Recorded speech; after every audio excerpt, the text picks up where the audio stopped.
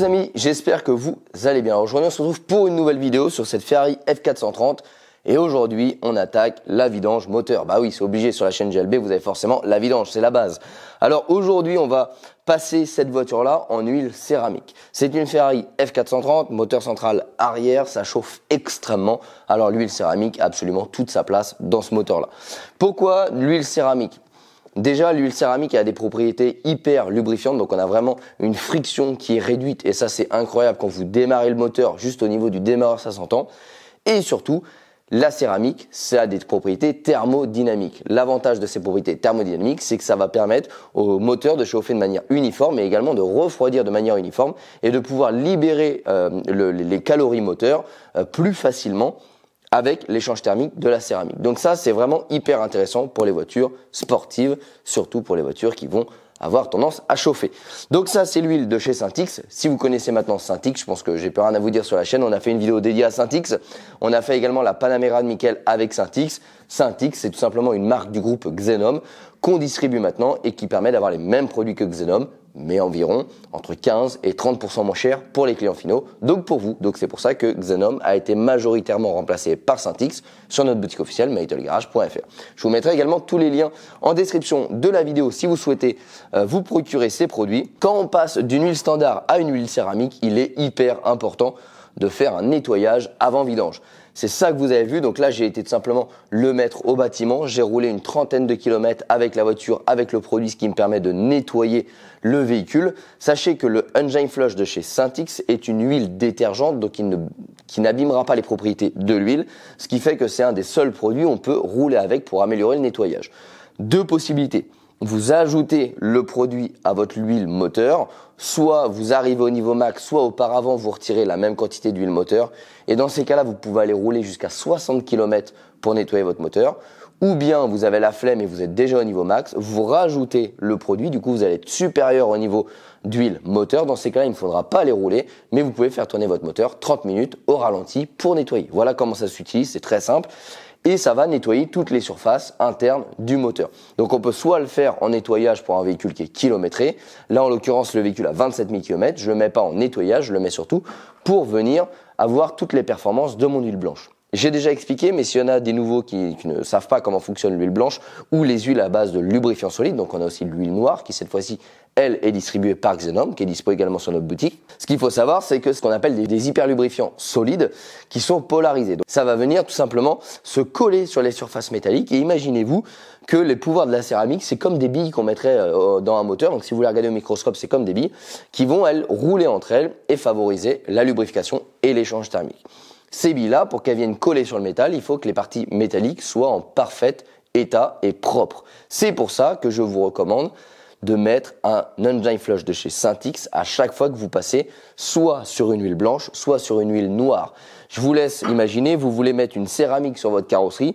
Si votre carrosserie elle est sale, votre céramique ne tiendra pas. Et bien c'est exactement la même chose quand on met un traitement céramique dans le moteur. Si vos parois moteurs sont sales, et bien tout simplement votre céramique ne tiendra pas. Donc c'est quand même dommage de mettre une huile de compétition, une huile très haut de gamme et pas en avoir l'entièreté de l'efficacité juste parce qu'on n'a pas nettoyé son moteur. Donc vraiment ça c'est hyper important et ensuite une fois qu'on continue comme ça, on a besoin d'un Engine Flush une fois toutes les deux vidanges, ça suffit largement. Donc voilà un petit peu ce qu'on va faire aujourd'hui. On va en profiter également pour changer nos deux filtres à air. L'idée c'est aussi de pouvoir vous partager dans ce garage là chez moi avec ma passion que finalement c'est pas parce qu'on a une Clio, une Porsche ou une Ferrari qu'on peut pas faire son entretien soi-même. Alors oui, il y aura bien évidemment la décote. Oui, il y aura les puristes qui vont dire moi je veux le tampon Ferrari. Oui et oui, mais il y a des concessions Ferrari qui travaillent pas toujours très bien, il y a des concessions Porsche qui ne travaillent pas toujours très bien, comme tu as des concessions Renault qui travaillent pas toujours très bien. À l'inverse, il y a quand même des passionnés, des gens où c'est leur petit bijou, ils ont économisé comme moi pour l'avoir, où là ils vont prendre tout le soin de la terre pour pouvoir faire le mieux possible sur leur voiture et en fait ça vaut largement des fois un cachet. Et pour vous parler un petit peu de la décote, parce que c'est un des sujets que vous m'avez parlé dès que j'ai acheté celle-ci, parce que vous le saviez que ça allait être moi qui allait l'entretenir. Pour avoir discuté avec des garages, une voiture qui est entretenue chez Ferrari par rapport à une voiture qui n'est pas entretenue chez Ferrari, mais où vous avez la preuve de l'avoir entretenue, c'est-à-dire facture des fluides, facture des pièces, origine des pièces, et également tout ce qui pourrait en fait attester le fait que vous l'ayez réellement fait, même si c'est vous qui le faites. Et ben on va être sur une fourchette de 5 à 10 000 euros de perte selon le modèle et la région où on va se trouver en France. Voilà comment ça se passe. Donc là, par exemple, on est sur un modèle à 120 000 euros. Entre 110 et 120, bon ben on va se dire que ça va coûter entre 110 et 115 vu que c'est moi qui aurais repris l'entretien. Donc voilà, hein, j'ai discuté avec des garages, je sors pas ces chiffres-là de n'importe où. C'est des garages spécialisés dans la vente de ces véhicules-là qui m'ont fourni ces données-là. Donc ça me permet aussi de moi de pouvoir juger et de pouvoir vous retranscrire également combien on perd. Mais sachez qu'une vidange chez Ferrari, c'est à peu près 1500 balles. Donc en fait, vous avez très vite rentabilisé votre décote, si on peut appeler ça une décote. Et voilà, après, ça dépend aussi de votre niveau d'engagement mécanique. Si vous limitez au filtre, à l'huile, vous n'allez pas avoir la même décote que si vous faites huile, filtre, bougie, boîte de vitesse. Voilà, forcément, plus vous allez faire des opérations importantes, plus vous allez avoir une décote jusqu'à une hauteur de 10 000 euros sur votre véhicule. Et encore, c'est le maximum qu'on peut avoir. À l'inverse, si vous faites tous les gros entretiens chez Ferrari et que la vidange vous la faites chez vous et que vous avez toute la possibilité de le prouver, ben en fait, vous allez décoter à peine de 5 000 euros. Voilà. Alors oui, ça peut paraître des grosses sommes, hein, j'entends tout à fait. Mais quand on parle de 1500 euros une vidange, qu'on va parler d'un entretien qui va très vite monter dans les 3000 euros, un embrayage qui va vous coûter dans les 6000 euros, ben en fait, je dirais qu'en 2 opérations, votre décote, elle est déjà remboursée. Donc si vous gardez votre véhicule longtemps, vous allez même gagner de l'argent. Donc voilà un petit peu pour ça. Donc là, avant de démarrer, pour accéder au filtre moteur, normalement, on retire que le fond plat. Donc du coup, je vais retirer le diffuseur et le fond plat, ce qui me permettra de pouvoir avoir plus de praticité, mais surtout une meilleure visu pour faire un petit check-up du dessous. Donc les amis, c'est parti, on démonte le diffuseur et le fond plat. Donc la première étape, déposer le diffuseur. Donc là, le diffuseur, c'est toute cette pièce d'aérodynamique qu'on voit ici. Donc là, je prends mon petit cliquet automatique. Je vais retirer là, là. On a 6 vis également dessous et ça devrait sortir.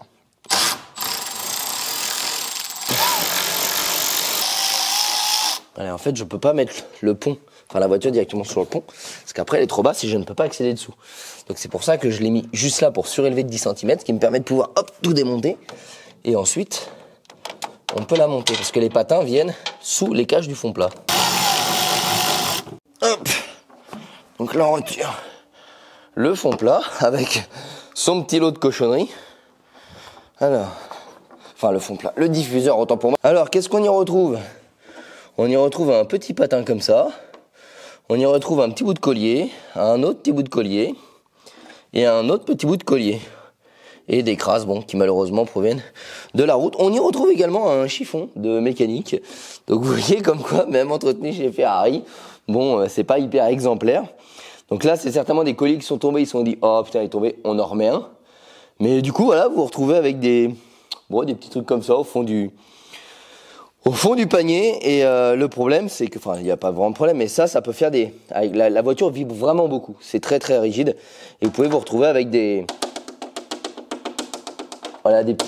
petits bruits un petit peu relous comme ça. C'est pas anormal. Bon, en tout cas, il est déposé. Donc là, ça nous donne vraiment tout l'accès à la boîte de vitesse F1. Et là, je vais pouvoir du coup maintenant démonter l'autre fond plat, ici, qui va me donner l'accès du coup au moteur. Donc là, on démonte l'autre partie du fond plat.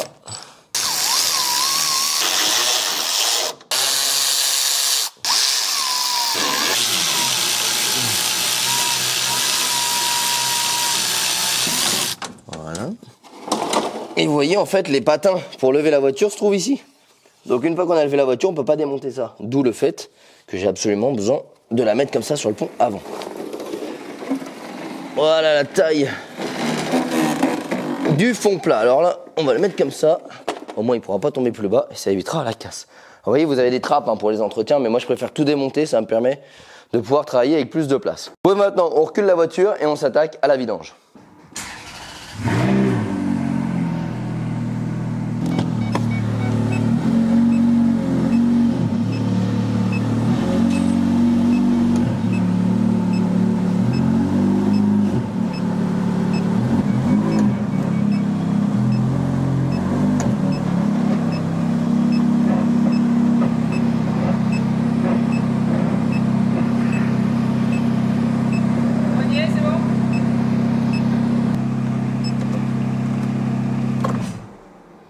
Alors, ce qu'il faut savoir avant de mettre en vidange, c'est qu'on est sur un moteur à carter sec qui contient environ 10 litres.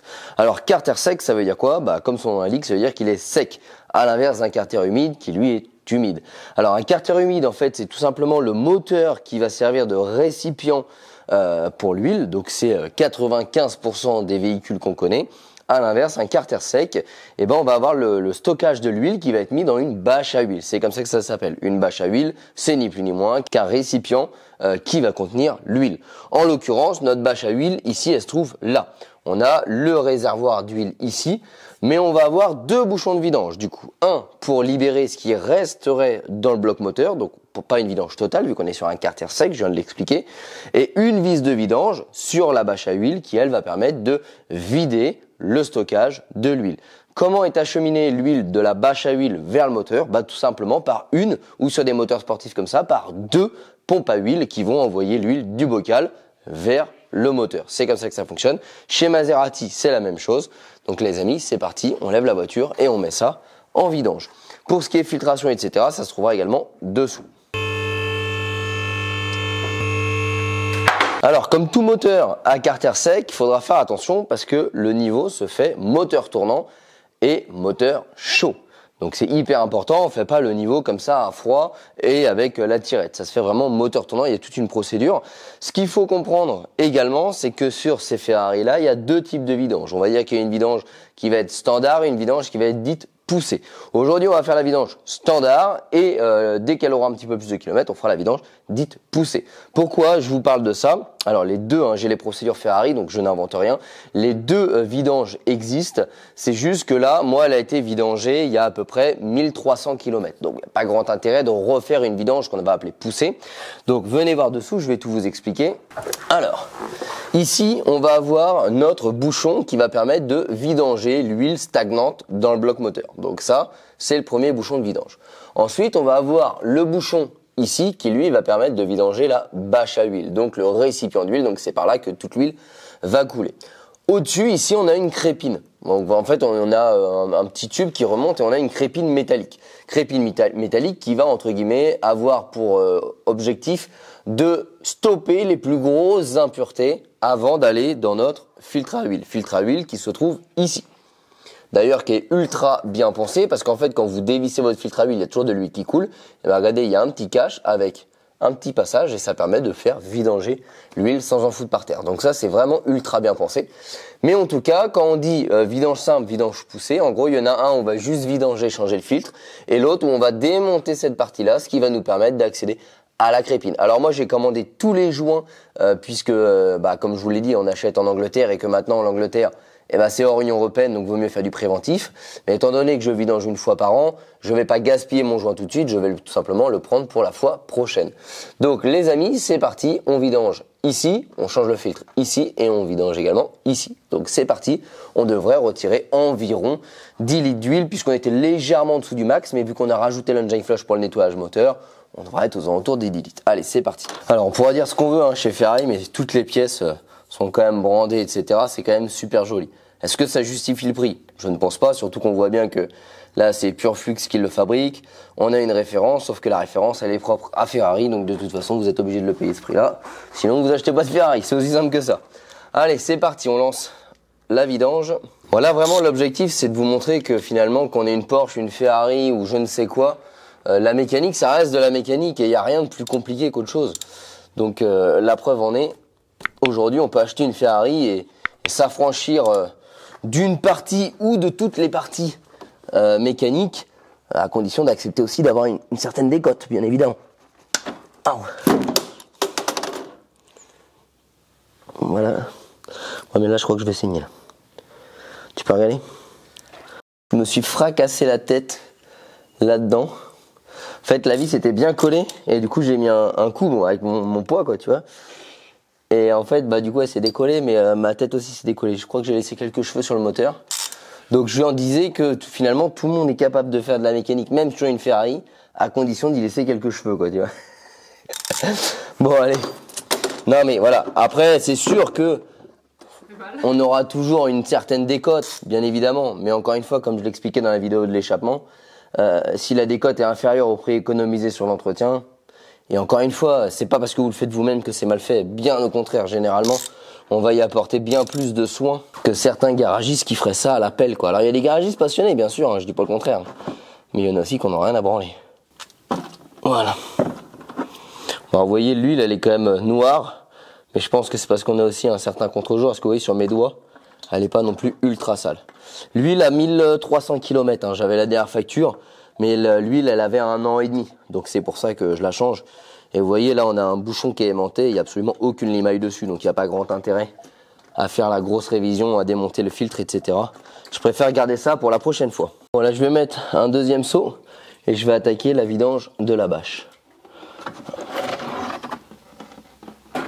Voilà, donc là, hop, on va essayer de pas se fracasser la tête une deuxième fois. Touc. Et là, on vidange la bâche à huile. Alors, j'ai pas envie de me baiser la tête, du coup. Je prends la petite déboulonneuse. Voilà. Et là, il y a moins de risque pour le cuir chevelu. Ah! Un ami va dire, ouais, mais pourquoi tu lèves pas plus le pont? Bah, en fait, plus tu lèves, et plus tu as l'effet qui se coule quand l'huile coule.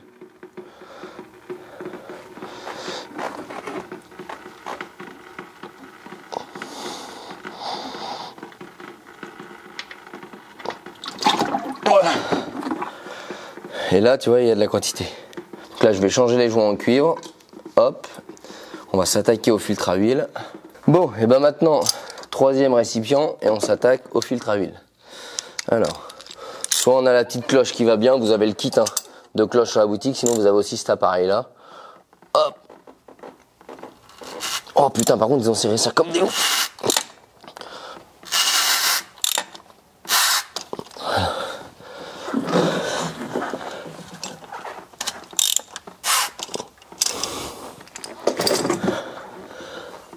Voilà. Ça par contre je trouve ça juste hyper bien pensé, vous voyez. Franchement, c'est super bien pensé, c'est la première fois que je vois ça. Même Porsche, ils y ont pas pensé. Voilà. Ça évite d'avoir de l'huile qui ruisselle partout, là, un truc dégueulasse. Là, c'est super propre. Franchement, bravo à Ferrari juste pour ça. Bon, en même temps, au prix du filtre, ils peuvent y avoir pensé. Eh ben écoutez, maintenant, on va laisser une bonne heure bien vidanger. Parce que moi, j'aime bien quand il n'y a plus une goutte d'huile qui coule. Et puis, on se retrouve pour remettre tout ça en huile. Bon, et ben après 1 heure, ça s'est bien écoulé. Donc là, on a changé nos petits joints. On peut remonter proprement.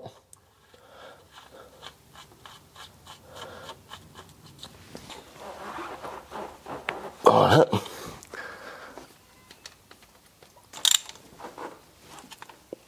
Hop. On a une petite protection. Comme d'habitude, on huile le plan de joint pour éviter qu'il se colle avec le temps et faciliter le prochain démontage.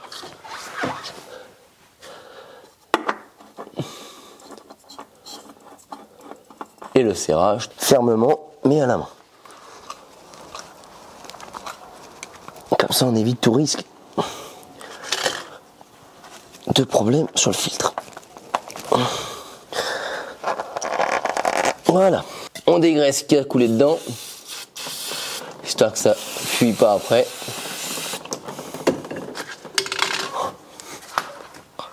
Et bah en dessous ça se termine. Donc maintenant on passe au-dessus et on remet en huile. Et pour le remplissage, tout va se passer uniquement ici. Bon, ça c'est joli aussi, hein. Même les petits bouchons d'huile, ils sont badgés Ferrari, tout en aluminium. Franchement, c'est magnifique. Ça régale en vrai de travailler là-dessus. Alors, hop. Bon, alors là, c'est le moment que je préfère quand je fais une vidange à la céramique. Parce que je trouve que c'est toujours un régal de mettre cette petite huile blanche dans le moteur. On a toujours une petite sensation de propreté.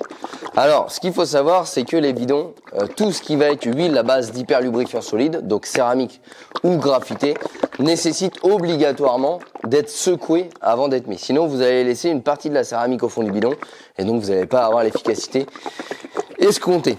Pourquoi? Bah, tout simplement parce que les bidons sont stockés plusieurs mois dans des entrepôts et ça a tendance à décanter.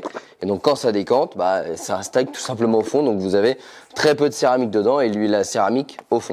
Quand votre moteur roule, ça brasse et la céramique se disperse, sachant que de toute façon elle reste collée sur les différentes parties en métal. Donc de ce côté-là, il n'y a pas de problème. Et maintenant, on insère environ 9 litres d'huile. Donc là, il y va 10 litres, mais on va mettre 9 litres, on va faire notre niveau après. Là, c'est toujours un régal. Ça, cette Ferrari-là, elle va être bichonnée. Alors, bien évidemment, par la suite, quand on s'occupera de la boîte F1 tournera également avec l'huile céramique, du moins les additifs céramiques. Tout simplement parce que c'est les moteurs qui chauffent extrêmement. Et là, ça prend tout son sens de mettre de l'huile céramique dedans.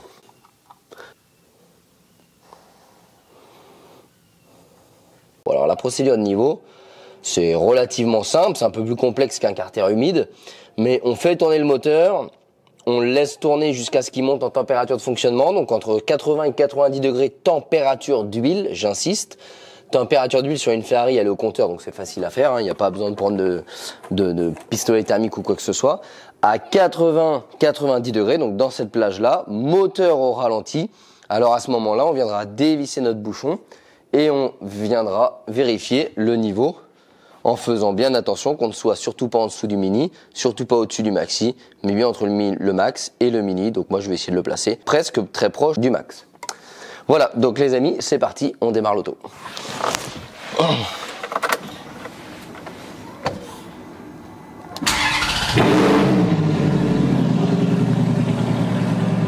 Voilà, et on la laisse chauffer tranquillement. Bon, bien ça y est, l'huile est à température, donc là on remet dedans. On contrôle et là on est pile au milieu, donc on va en rajouter un peu.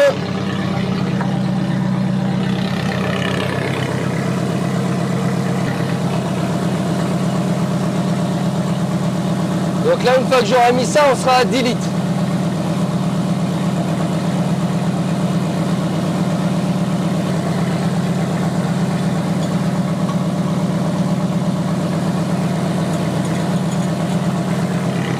Ouais, je peux encore rajouter, hein. Je pense qu'on va être à 10 litres 200, quelque chose comme ça.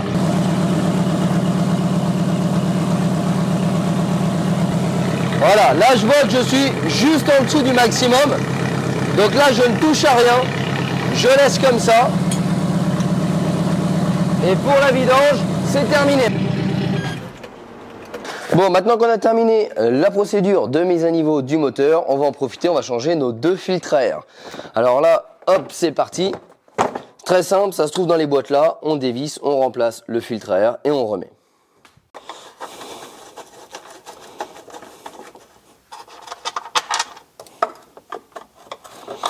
Donc on a deux filtres à air, un par banc. Alors les gens vont se demander, est-ce que tu mets un Cayenne comme tu as l'habitude de mettre ou est-ce que tu mets un Ferrari? Et bah tout simplement je mets un Ferrari. Pourquoi je mets un Ferrari, donc un filtre papier Ferrari? Bah parce que vous imaginez bien le prix du Cayenne. Voilà. Donc je dis pas jamais dire jamais, mais là pour le moment les finances ne le permettent pas.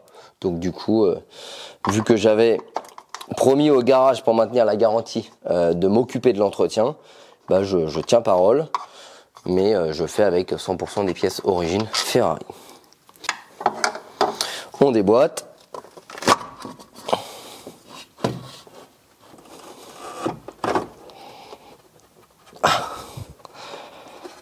Putain. Moi aussi. Ah la vache.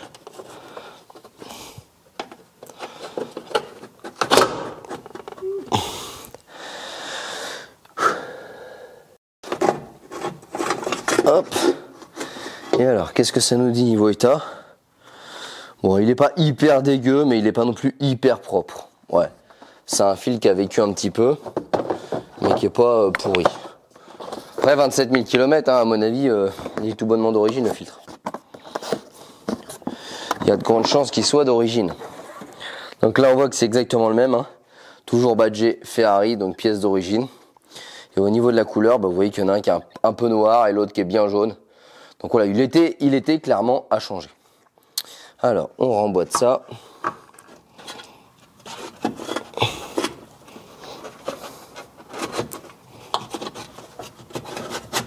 Tac.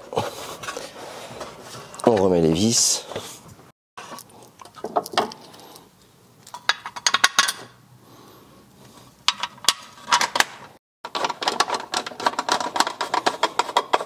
Du coup, même topo pour le deuxième filtre.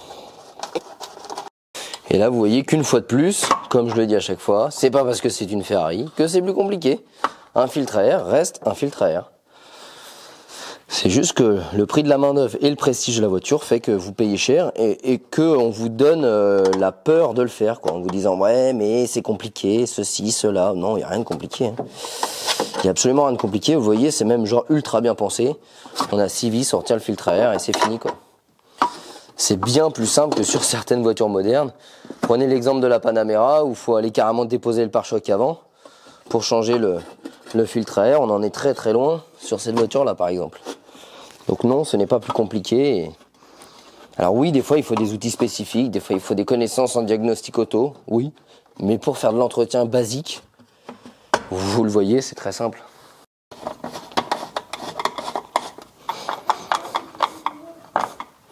Voilà. Et bien maintenant, dernière petite chose, on la passe enfin en règle. Bon, comme vous le savez, ma Ferrari, c'est une deuxième main, donc du coup, ancienne plaque d'immatriculation. Malheureusement, je la réimmatricule puisque je la mets à mon nom et du coup, je reçois les nouvelles plaques. Alors, ça fait quelques semaines que je roule avec les mauvaises plaques par rapport à la carte grise, que la carte grise a été plus rapide que les plaques, donc j'y peux rien. Donc là, c'est parti, on met nos nouvelles plaques.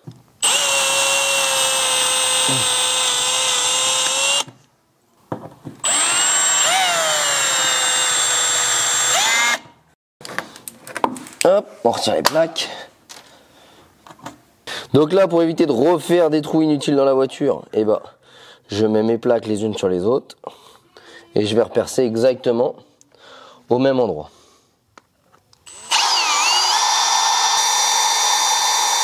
Et maintenant, ça doit rentrer en lieu et place. Tac. Tac, ça rentre parfaitement et c'est parti.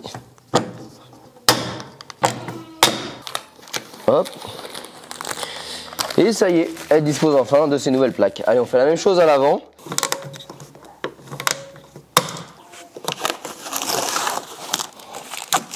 Bon, et ben maintenant qu'on a terminé tout ça, ce que je vous propose, c'est de faire un petit essai routier pour voir si on a une différence ou pas en montée en température, en bruit moteur, parce que c'est vrai que l'huile céramique a vraiment tendance à feutrer les bruits moteurs.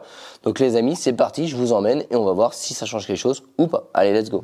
Bon les amis, ça y est, on est parti faire un petit essai routier. Alors malheureusement, on a un temps pourri, il flotte. Alors là, on a fait 25 km à peu près avec l'huile céramique dedans. Alors franchement, je peux pas vous dire que ça marche mieux parce que la caisse, ça fait 500 chevaux. Vous dire que j'ai gagné 4, 5, 6, même 10 chevaux, j'en sais rien avec l'huile céramique, c'est impossible à vous dire, donc ce serait totalement pas objectif. Pour ça, il faudrait la passer au banc. Par contre, il y a une chose que je peux vous dire, c'est que ça a supprimé toutes les vibrations moteurs.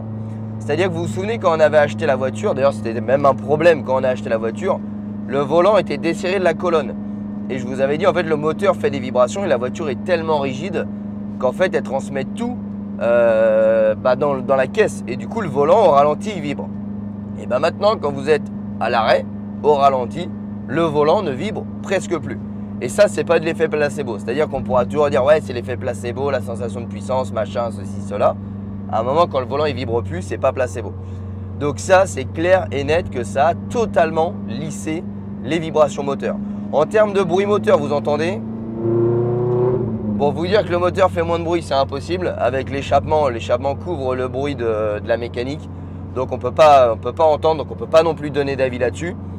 Je vous dis, 500 chevaux ou 510 chevaux, c'est impossible à voir. Le bruit, c'est impossible à voir.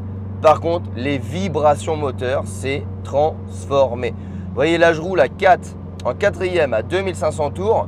Donc j'ai vraiment des vibrations dans la caisse normalement, parce que je suis clairement sous régime pour la Ferrari. Bah là, j'ai pas de vibration. Je passe même une 5, me voilà à 2000 tours, alors je peux pas passer de 6. À 2000 tours, j'ai pas de vibration dans la caisse. En fait, ça m'a supprimé les vibrations moteurs. Ça, c'est incroyable.